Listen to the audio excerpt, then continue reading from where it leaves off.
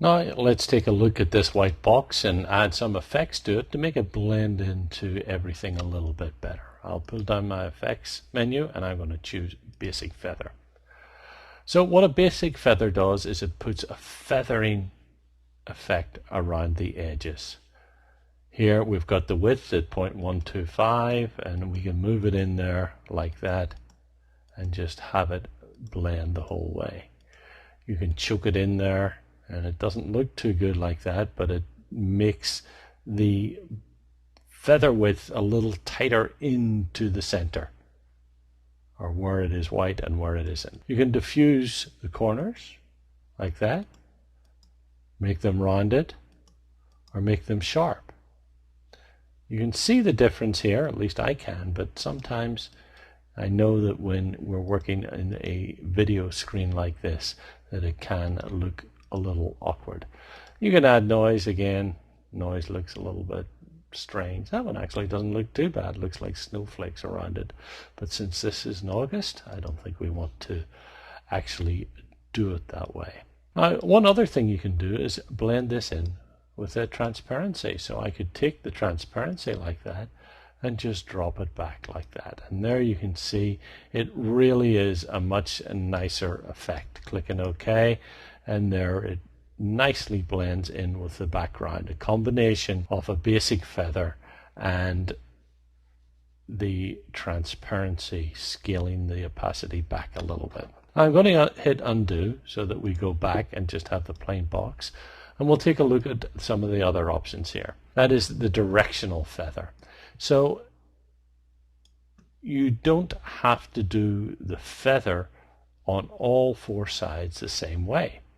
And in some ways this is a little bit of an in-between between the gradient feather and the basic feather. So notice that this is unchecked. So when I change this, and I'll hold down the shift so that we do it a little bit dramatically, I can change the top without changing the sides. Then I can come in, change the feather on the left hand side, the right hand side, and we'll just do the bottom since we're at it here. But notice that they're all completely different. So that way we could set the top at 0, the left at 0, and just do the right like this and screen it off like this. We could choke it out a little bit. Effectively adds a shadow there. Change the angle on where it comes in.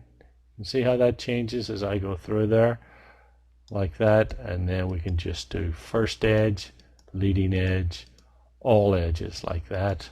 We'll just do leading edge, and that's how you do a directional feather.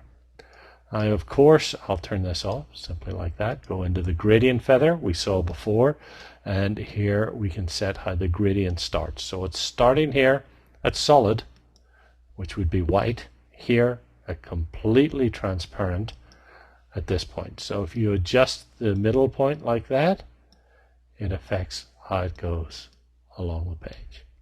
Now, of course, if you wanted to do that, this option here, the gradient feather tool, which we saw earlier, is a much better way to do it. Simply press it in like that.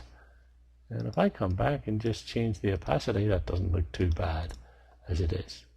A couple more options. One, I just want to add a drop shadow to this text down here. It's actually on a locked layer accidentally, so we'll unlock the layer, select it, move it up here to the text layer, come in, add a drop shadow. Need to make some changes to that. It's just offsetting way too much, so I'll come down a little bit like that, clicking OK, and there we've pretty much got it done. Just like to talk about a few options we have in this menu here. You can clear all the effects or just all the transparencies, and we can set the global light, which I talked about a little bit earlier. Here you can set the angle you want, or just do it with the slider. You hit the preview button, you'll see how everything changes. Anything that was set to a global light will change in that. And the altitude is how high it's coming in, like that. And you just move this around. Or you can type in the numbers there. I'll just cancel out of that one. So moving back here, if you want to just select an individual item, you can select it, come through, and clear all effects like that. Clear effects. There, it clears the effects in that, but leaves the others. If you want to get rid of everything, don't have anything selected, come down here. Clear all transparency. My mistake, I have to select everything like this. Clear all transparencies. And then we're back to where we started.